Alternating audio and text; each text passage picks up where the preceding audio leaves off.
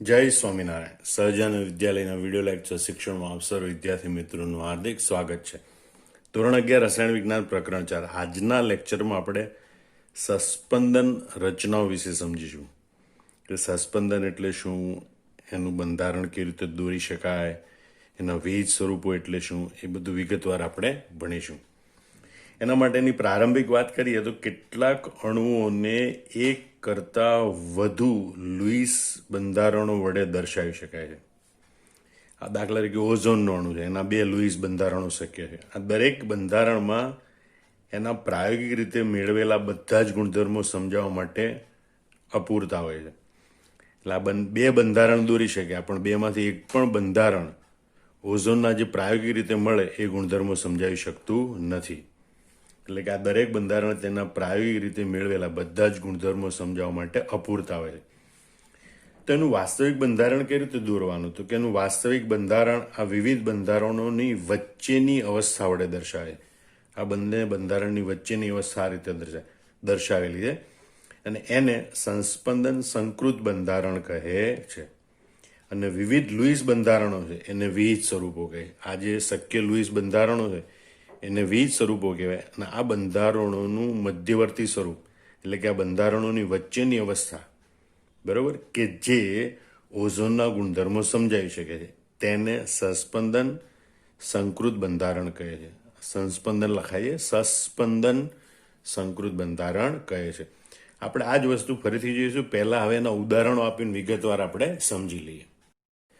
હવે આ શક્ય લુઈસ બંધારણો કેવી રીતે મળે છે એ સમજવાનો પ્રયત્ન કરીએ. ઓઝોનનું અણુસૂત્ર O3 છે, તો એનું લુઈસ બંધારણ દર્શાવવા માટે સૌપ્રથમ આપણે જરૂરી ઇલેક્ટ્રોનની સંખ્યા ગણીશું. જરૂરી ઇલેક્ટ્રોનની સંખ્યા બરાબર 3 કૌંસમાં ઓક્સિજનના સંયોજકતા ઇલેક્ટ્રોનની સંખ્યા. ઓક્સિજનનો પરમાણુ ક્રમાંક 8, ઇલેક્ટ્રોનના 2, 6. 12ની કક્ષામાં 6 ઇલેક્ટ્રોન, એને સંયોજકતા ઇલેક્ટ્રોન કહે, માટે દરેક ઓક્સિજન પરમાણુના 6 સંયોજકતા ઇલેક્ટ્રોન હોય. બરાબર. O3 અણુની લુઈસ રચના દર્શાવવા માટે કુલ 18 ઇલેક્ટ્રોન હાજર છે, એટલે કે 9 ઇલેક્ટ્રોન યુગ્મ છે. હવે 3 પરમાણુ છે તો આપણે માળખું તૈયાર કર્યું, તો એક પરમાણુને મધ્યમાં દર્શાવીએ અને 2 પરમાણુને આપણે આજુબાજુ દર્શાવીએ. લુઈસ રચના દર્શાવના નિયમ પ્રમાણે સૌ પ્રથમ પરમાણુની વચ્ચે એક ઇલેક્ટ્રોન યુગ્મ ગોઠવી દીધા, એટલે 2 ઇલેક્ટ્રોન યુગ્મ આવી ગયા. હવે ઇલેક્ટ્રોન યુગ્મને આજુબાજુના પરમાણુ પર ગોઠવીને વધે તો એને મધ્યસ્થ પરમાણુ પર ગોઠવવાનો. તો 1, 2, 3, 4, 5, 6, 7, 8 અને એક ઇલેક્ટ્રોન યુગ્મ વધ્યું એને મધ્યસ્થ પરમાણુ પર ગોઠવવાનું. હવે આપણે ચેક કરવાનું કે બધા પરમાણુનું અષ્ટક પૂર્ણ થયું છે કે નહીં. તો આજુબાજુના જે પરમાણુ છે એમાં તો અષ્ટક રચના પૂર્ણ થઈ ગઈ, પણ જે મધ્યમાં રહેલો ઓક્સિજન પરમાણુ છે એની અષ્ટક રચના પૂર્ણ થઈ નથી. તો અષ્ટક રચના પૂર્ણ કરવા માટે આજુબાજુના પરમાણુ પરથી ઇલેક્ટ્રોન યુગ્મ 2 પરમાણુની વચ્ચે લાવવાનું. પણ એ ઇલેક્ટ્રોન યુગ્મ 2 પરમાણુની વચ્ચે લાવવાની જ અહીંયા 2 શક્યતા છે, અને માટે જ આપણને આ 2 લુઈસ બંધારણ મળે છે. જો ડાબી બાજુના પરમાણુમાંથી ઇલેક્ટ્રોન યુગ્મને વચ્ચે લાવી તો આપણને આ પ્રમાણેની ઇલેક્ટ્રોન રચના મળે.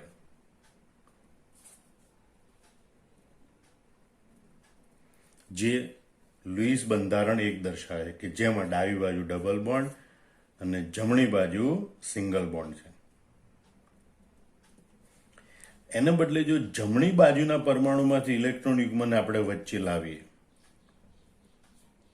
તો આપણને બંધારણ 2 પ્રમાણે લુઈસ રચના મળે છે. અને જમણી બાજુ એમાં ડબલ બોન્ડ અને ડાબી બાજુ સિંગલ બોન્ડ હોય છે.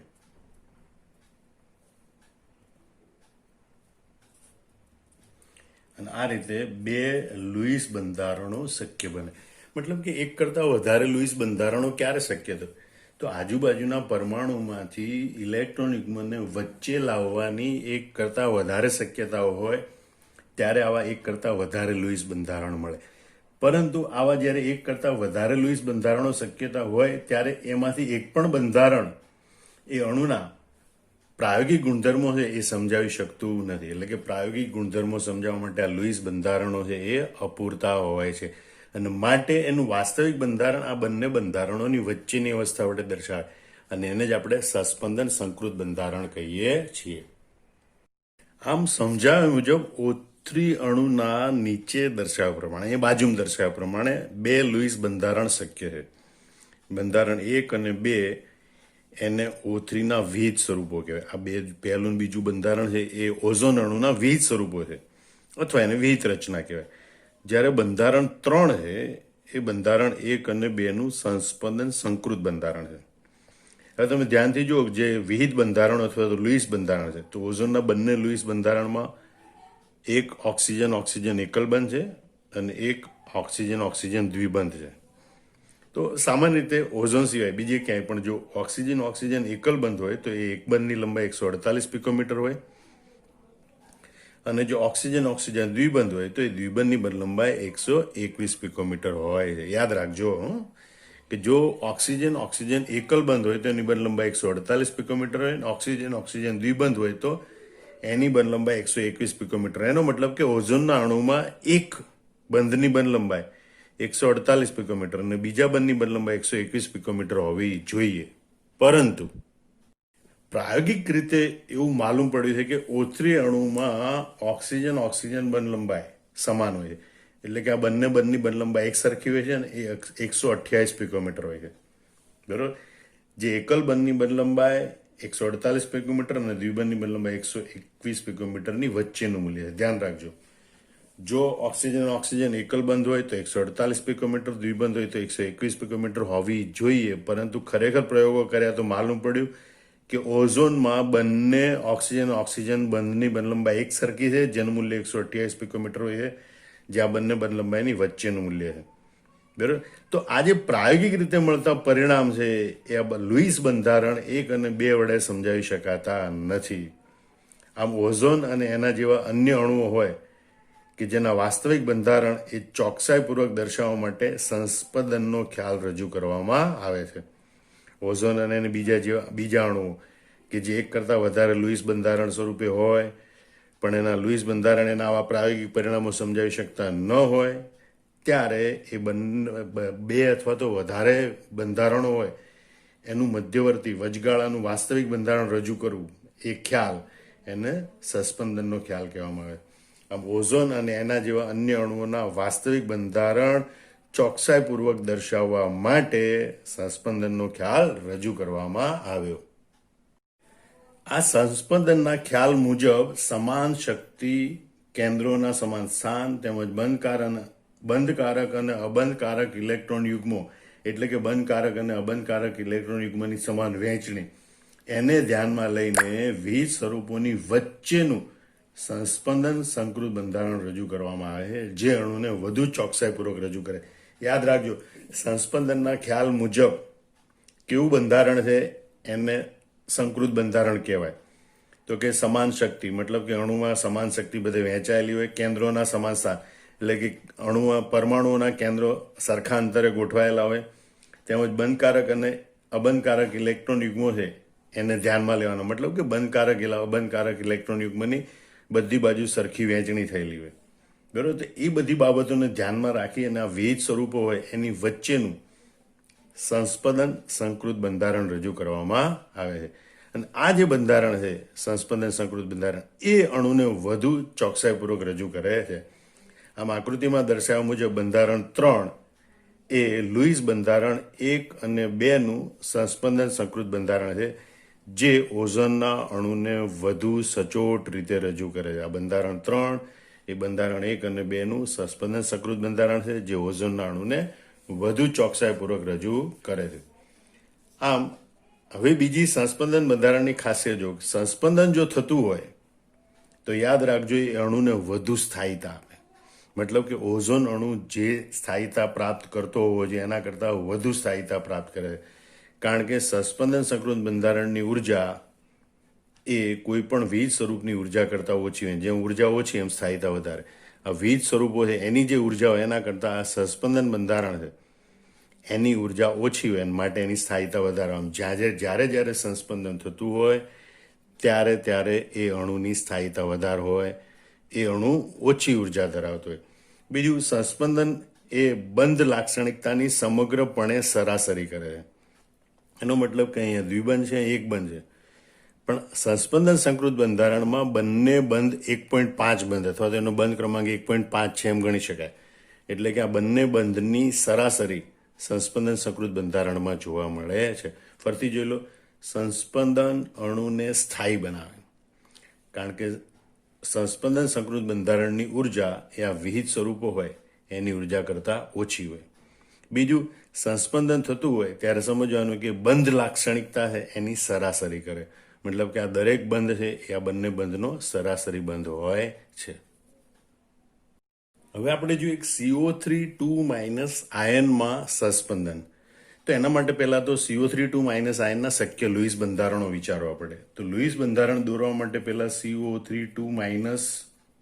આયન છે એનું લુઈસ બંધારણ માટેના જરૂરી ઇલેક્ટ્રોનની ગણતરી કરવી પડે. બરાબર 1 કાર્બનના સંયોજકતા ઇલેક્ટ્રોન વત્તા 3 ઓક્સિજનના સંયોજકતા ઇલેક્ટ્રોન વત્તા ઋણ વીજભારની સંખ્યા. બરોબર, કાર્બનના સંયોજકતા ઇલેક્ટ્રોન 4, ઓક્સિજનના સંયોજકતા ઇલેક્ટ્રોન 6 વત્તા ઋણ વીજભારની સંખ્યા 2. 6 તરી 18 ને 2 20 ને 4 24 કુલ ઇલેક્ટ્રોન, અને એટલે આપણે 12 ઇલેક્ટ્રોન યુગ્મની ગોઠવણી કરવાની છે. ધ્યાન રાખજો. બરોબર, હવે આપણે મધ્યમાં કાર્બન પરમાણુ દર્શાવીએ, આજુબાજુ આપણે 3 ઓક્સિજન પરમાણુ દર્શાવીએ અને 12 ઇલેક્ટ્રોન યુગ્મ દર્શાવવાના છે. તો 3 ઇલેક્ટ્રોન યુગ્મ એ 3 પરમાણુઓની વચ્ચેના બંધ પર આવે, અને બાકીના આવે 9 ઇલેક્ટ્રોન યુગ્મ વારા પરથી આસપાસના પરમાણુ પર ગોઠવવાના. તો 1 2 3 4 5 6 7 8 9 10 11 12, આમ 12 ઇલેક્ટ્રોન યુગ્મ ટોટલ ગોઠવાઈ ગયા. તો આસપાસના જે 3 ઓક્સિજન પરમાણુ છે એનું અષ્ટક પૂર્ણ થાય, પણ મધ્યમાં રહેલા કાર્બન પરમાણુમાં અષ્ટક પૂર્ણ થતું નથી. એટલે આસપાસના કોઈ એક પરમાણુ પાસેથી ઇલેક્ટ્રોન યુગ્મ લાવવું પડે. જો ઉપરના પરમાણુ પાસેથી એક ઇલેક્ટ્રોન યુગ્મ લાવવામાં આવે તો ઉપરનો પરમાણુ અને કાર્બન વચ્ચે દ્વિબંધ બને, બાકીના બંને પરમાણુ પર એકલ બંધ રહી જાય. જો જમણી બાજુના પરમાણુ પરથી ઇલેક્ટ્રોન યુગ્મ વચ્ચે લાવવામાં આવે તો જમણી બાજુના ઓક્સિજન પરમાણુ સાથે દ્વિબંધ બને, બાકીના 2 સિંગલ બોન્ડ હોય. અને જો ડાબી બાજુના પરમાણુ પાસેથી ઇલેક્ટ્રોન યુગ્મ લાવવામાં આવે તો ડાબી બાજુ ડબલ બોન્ડ બને અને બાકીના 2 બંધ સિંગલ બોન્ડ બને. આમ આ રીતે 3 લુઈસ બંધારણો શક્ય છે. પણ માલુમ છે કે આ 3માંથી એક પણ લુઈસ બંધારણ છે એ CO3 ના પ્રાયોગિક રીતે મળતા ગુણધર્મ સમજાવી શકતું નથી. એટલે આ 3 લુઈસ બંધારણો છે એનું મધ્યવર્તી બંધારણ, એનું વચગાળાનું બંધારણ છે, એને સંસ્પંદન સંકૃત બંધારણ કહેવાય, જેને આપણે આ પ્રમાણે જોઈએ. અહીં જોઈ શકો છો કે અહીંયા CO3 આયનની 3 લુઈસ રચનાઓ છે. બરોબર, એ દરેક લુઈસ રચનામાં 2 કાર્બન ઓક્સિજન સિંગલ બોન્ડ છે, 2 કાર્બન ઓક્સિજન એકલ બંધ છે અને 1 કાર્બન ઓક્સિજન દ્વિબંધ છે. દરેક રચનામાં 1 કાર્બન ઓક્સિજન દ્વિબંધ છે, જે તેના ગુણધર્મો સમજાવવા માટે અપૂરતી છે, કારણ કે તે અસમાન બંધ દર્શાવે છે. અહીંયા સિંગલ બોન્ડ, અહીં ડબલ બોન્ડ, આ બંને સિંગલ બોન્ડ, તો ત્રણેય બંધ સમાન નથી. તો એ પ્રાયોગિક ગુણધર્મો સમજાવવા માટે પૂરતું નથી, કારણ કે પ્રાયોગિક રીતે એવું પુરવાર થયું છે કે CO3 આયનમાં 3 કાર્બન ઓક્સિજન બંધની લંબાઈ એક સરખી હોય છે, જે એમ દર્શાવે છે કે CO3 આયનમાં સંસ્પંદન થતું હોવું જોઈએ.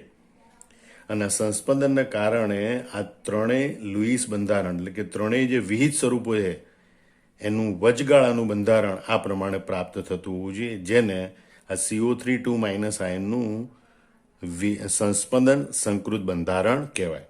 બરાબર, અને જેમાં દરેક બંધ છે એને સરેરાશ સ્વરૂપે દર્શાવેલો છે. આ એક બંધ છે, આ 3 બંધમાં સરેરાશ રીતે એક સરખો વહેંચાઈ ગયેલો છે. કાર્બનથી દરેક પરમાણુના કેન્દ્ર છે એ સમાન અંતરે આવેલા છે. ઇલેક્ટ્રોન યુગ્મની વહેંચણી પણ સમાન રીતે થયેલી છે. તો આમ સંસ્પંદન સ્વરૂપ છે એ આ લુઈસ બંધારણો અથવા તો વિહિત સ્વરૂપો છે એનું વચગાળાનું અથવા તો મધ્યસ્થી સ્વરૂપ હોય છે. એક અન્ય ઉદાહરણ જોઈએ, CO2 અણુમાં સંસ્પંદન. તો આપણે જોઈએ કે કાર્બન ડાયોક્સાઇડનો અણુ છે એમાં પણ આ પ્રમાણે 3 લુઈસ બંધારણો શક્ય છે. આપણે લુઈસ બંધારણ દોરવા જઈએ તો ઓક્સિજનની આજુબાજુના જે ઇલેક્ટ્રોન યુગ્મ છે એને વચ્ચે ગોઠવી અને આવા 3 શક્ય લુઈસ બંધારણો પ્રાપ્ત થાય છે. હવે જો CO2 છે એ માત્ર પહેલું છે એ જ બંધારણ ધરાવતો હોત, કારણ કે જે પહેલું બંધારણ છે એની જેવું જ સસ્પેન્શન સકૃત બંધારણ છે. માનો કે આ બે લુઈસ બંધારણો છે નથી ધરાવતો અને કાર્બન ડાયોક્સાઇડ છે માત્ર આ જ પ્રકારનું બંધારણ ધરાવતો હોય, તો એમાં રહેલા કાર્બન ઓક્સિજન દ્વિબંધની લંબાઈ 121 પિકોમીટર હોવી જોઈએ. અને જો આ પ્રકારનું બીજું ત્રીજું બંધારણ ધરાવતો હોય તો એમાં રહેલા C ટ્રિપલ બોન્ડો કાર્બન ઓક્સિજન ત્રિબંધની લંબાઈ 110 પિકોમીટર હોવી જોઈએ. એટલે CO2 અણુમાં બંધ લંબાઈ કાં તો 121 પિકોમીટર હોય અથવા તો 110 પિકોમીટર હોય, પરંતુ પ્રાયોગિક રીતે એવું સાબિત થયું કે CO2માં દરેક કાર્બન ઓક્સિજન બંધની બંધ લંબાઈ સમાન છે અને એ 115 પિકોમીટર છે આ બંધ લંબાઈ. એટલે કે જે હોવી જોઈએ એના કરતાં બંધ લંબાઈ ટૂંકી છે, 121 પિકોમીટર હોવી જોઈએ એટલે 115 પિકોમીટર છે, જે એમ દર્શાવે છે કે CO2 અણુમાં સસ્પંદન થતું હોવું જોઈએ. કારણ કે સસ્પંદનને કારણે ઉર્જા ઘટે એટલે અણુ વધુ સ્થાયી બને, બંધ લંબાઈ એની ટૂંકી બને છે. અને એ દર્શાવે છે કે આ 3 બંધારણો છે એનું વચગાળાનું બંધારણ છે એ સસ્પંદન સકૃત બંધારણ મળતું હોવું જોઈએ. એનો મતલબ કે આ 3 બંધારણો એ લુઈસ બંધારણો એના પ્રાયોગિક રીતે મળતા ગુણધર્મો સમજાવી શકતા નથી, પણ આ એનું વચગાળાનું સસ્પંદન સકૃત બંધારણ છે એ પ્રાયોગિક રીતે મળતા ગુણધર્મ સમજાવી શકે. આમ કહી શકાય કે બંધારણ 1, 2 અને 3 એ CO2ના વિવિધ સ્વરૂપો છે, એટલે કે લુઈસ બંધારણો છે. અને બંધારણ 4 એ તેનું સસ્પંદન સકૃત બંધારણ છે જે કાર્બન ડાયોક્સાઇડના બધા જ ગુણધર્મો દર્શાવે છે. સૌ પ્રથમ સસ્પંદનમાં આપણે આવા વિવિધ સ્વરૂપો એટલે કે લુઈસ બંધારણ હોય એની ખાસિયત જોઈ લે કે ભાઈ લુઈસ બંધારણ આપણે કેવી રીતે દર્શાવવા જોઈએ. તો એક તો વિવિધ સ્વરૂપોમાં પરમાણુઓના સ્થાન સમાન હોવા જોઈએ. એટલે મતલબ કે એક પરમાણુ બીજી જગ્યાએ જતો રહેવો જોઈએ નહીં. પરમાણુ પોતપોતાની જગ્યાએ હોય છે. કાર્બન હોય ત્યાં જ કાર્બન રહેવો જોઈએ, ઓક્સિજન હોય ત્યાં જ ઓક્સિજન રહેવો જોઈએ. એવું ના બને કાર્બનની જગ્યાએ ઓક્સિજન આવતો રહે, ઓક્સિજનની જગ્યાએ કાર્બન જતો રહે. મતલબ કે જેટલા પણ 1 હોય, 2 હોય, 3 હોય, જેટલા પણ વિવિધ સ્વરૂપો હોય એ બધા વિવિધ સ્વરૂપોમાં પરમાણુઓના સ્થાન સમાન હોવા જોઈએ. પરમાણુઓના સ્થાન બદલાતા હોવા જોઈએ નહીં. બીજું, વિવિધ સ્વરૂપોમાં અબંધકારક અને બંધકારક ઇલેક્ટ્રોન યુગ્મની સંખ્યા સમાન હોવી જોઈએ. તમે જુઓ અહીંયા બંને ઓઝોનના અણુમાં છે બંધકારક ઇલેક્ટ્રોન યુગ્મની સંખ્યા 3 છે બંને વિવિધ સ્વરૂપોમાં, અને અબંધકારક ઇલેક્ટ્રોન યુગ્મની સંખ્યા 3 ને 2 5 ને 1 6 છે, 3 ને 2 5 ને 1 6 છે. એટલે વિવિધ સ્વરૂપોમાં બંધકારક અને અબંધકારક ઇલેક્ટ્રોન યુગ્મોની સંખ્યા સમાન હોવી જોઈએ. કોઈ એક વિવિધ સ્વરૂપમાં 5 અબંધકારક ઇલેક્ટ્રોન યુગ્મો હોય, બીજા વિવિધ સ્વરૂપમાં 4 અબંધકારક ઇલેક્ટ્રોન યુગ્મો હોય તો એ વિવિધ સ્વરૂપો ખોટા ગણાય. બરાબર. બીજું, વિવિધ સ્વરૂપોની ઉર્જા લગભગ સમાન હોવી જોઈએ. એટલે કે બંધારણ એવી રીતે દોરવાના હોય કે જેમની ઉર્જામાં બહુ મોટો તફાવત હોવો જોઈએ નહીં. ત્રીજું, વિવિધ સ્વરૂપોમાં ઋણ વીજભાર એ વધુ વિદ્યુત ઋણ પરમાણુ પર અને ધન વીજભાર ઓછા વિદ્યુત ઋણ પરમાણુ પર હોવો જોઈએ. એવા વિવિધ સ્વરૂપોને જ માન્ય ગણવામાં આવે છે. દાખલા તરીકે અહીંયા કાર્બન ડાયોક્સાઇડનું એક વિવિધ સ્વરૂપ આ પ્રમાણે છે, જેમાં માનો કે કાર્બન પર ધન વીજભાર, ઓક્સિજન પર ઋણ વીજભાર છે. તો ઓક્સિજનની વિદ્યુતઋણતા વધુ છે માટે એના પર ઋણ વીજભાર હોવો જોઈએ. કાર્બનની વિદ્યુતઋણતા ઓછી છે માટે એના પર ધન વીજભાર હોવો જોઈએ. માટે આ સસ્પંદન બંધારણ એટલે કે આ વિવિધ સ્વરૂપ છે એ માન્ય ગણાય કે CO2નું લુઈસ બંધારણ ગણી શકાય. પણ આમાં કાર્બનની વિદ્યુતઋણતા ઓછી હોવા છતાં એના ઉપર ઋણ વીજભાર છે અને ઓક્સિજનની વિદ્યુતઋણતા વધુ હોવા છતાં એના ઉપર ધન વીજભાર છે. મતલબ આ જે બીજું સ્વરૂપ દર્શાવેલું છે આવું સ્વરૂપ એને વિવિધ સ્વરૂપ ગણવામાં આવતું નથી. બીજું, વિવિધ સ્વરૂપોમાં સમાન વીજભાર પાસેના પરમાણુ પર ન હોવા જોઈએ. દાખલા તરીકે N2 અણુ છે એના આવા 3 જુદા જુદા વિવિધ સ્વરૂપો છે, જેમાં અહીંયા પ્લસ વીજભાર, માઇનસ વીજભાર, વિરુદ્ધ વીજભાર પાસે છે. અહીંયા પણ વિરુદ્ધ વીજભાર પાસે છે, પણ અહીંયા સમાન વીજભાર પાસે છે. તો એવું વિવિધ સ્વરૂપ છે એ શક્ય બનતું નથી, એ માન્ય ગણાતું નથી. એટલે સમાન વીજભાર જો પાસે હોય તો એવું વિવિધ સ્વરૂપ અથવા તો લુઈસ બંધારણ છે એને સસ્પંદનના સંકલ્પના પ્રમાણે યોગ્ય ગણવામાં આવતું નથી. ફરીથી જોઈ લો, વિવિધ સ્વરૂપોમાં પરમાણુઓના સ્થાન સમાન હોવા જોઈએ. પરમાણુઓ ચોક્કસ સ્થાને જ ગોઠવાયેલા હોવા જોઈએ. એક વિવિધ સ્વરૂપ હોય એનાથી બીજા વિવિધ સ્વરૂપમાં, દાખલા તરીકે અહીંયા કાર્બન છે પછી અહીંયા ઓક્સિજન આવી જાય, ઓક્સિજન જગ્યાએ કાર્બન આવી જાય એવું થવું જોઈએ નહીં. જ્યાં કાર્બન હોય ત્યાં જ કાર્બન, જ્યાં ઓક્સિજન હોય ત્યાં જ ઓક્સિજન. વિવિધ સ્વરૂપોમાં પરમાણુઓના સ્થાન સમાન હોવા જોઈએ. અબંધકારક અને બંધકારક ઇલેક્ટ્રોન યુગ્મની સંખ્યા સમાન હોવી જોઈએ. વિવિધ સ્વરૂપોની ઉર્જા લગભગ સમાન હોવી જોઈએ. વિવિધ સ્વરૂપોમાં ઋણ વીજભાર વધુ વિદ્યુત ઋણ પરમાણુ પર અને ધન વીજભાર ઓછા વિદ્યુત ઋણ પરમાણુ પર હોવો જોઈએ. અને છેલ્લી બાબત છે, વિવિધ સ્વરૂપોમાં સમાન વીજભાર પાસેના પરમાણુ પર ન હોવા જોઈએ. બરોબર, તો એવા વિવિધ સ્વરૂપને માન્ય ગણવામાં આવતું નથી. આપણે વિહિત સ્વરૂપો છે એની ખાસિયતો જોઈએ કે કેવા પ્રકારના હોવા જોઈએ. હવે આપણે સસ્પંદન સકૃત બંધારણ છે એની ખાસિયતો જોઈએ.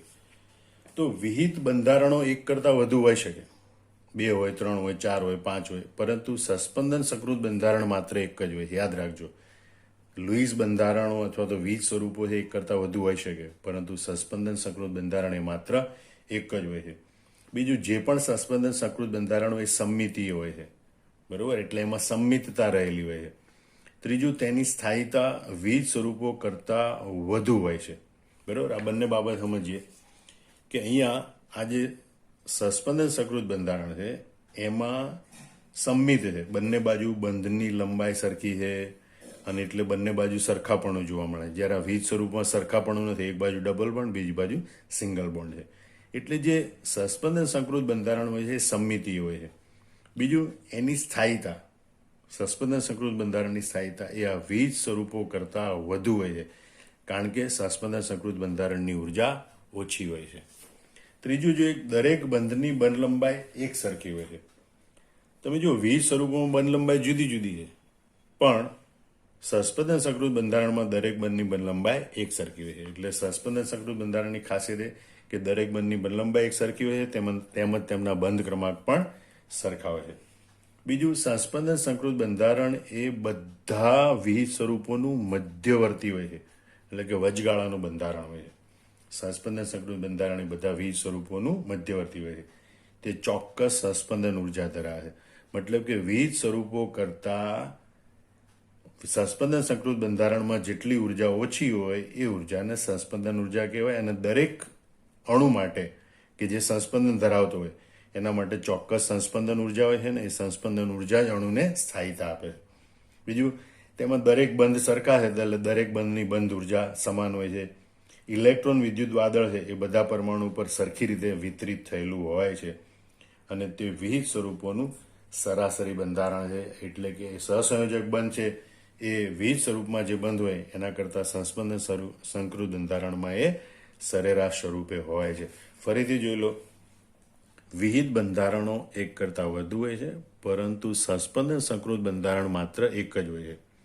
સસ્પંદન સંકૃત બંધારણ સંમિતિ હોય છે, તેની સ્થાયીતા વિવિધ સ્વરૂપો કરતાં વધુ હોય છે, દરેક બંધની બંધ લંબાઈ તેમજ બંધ ક્રમાંક એક સરખા હોય છે.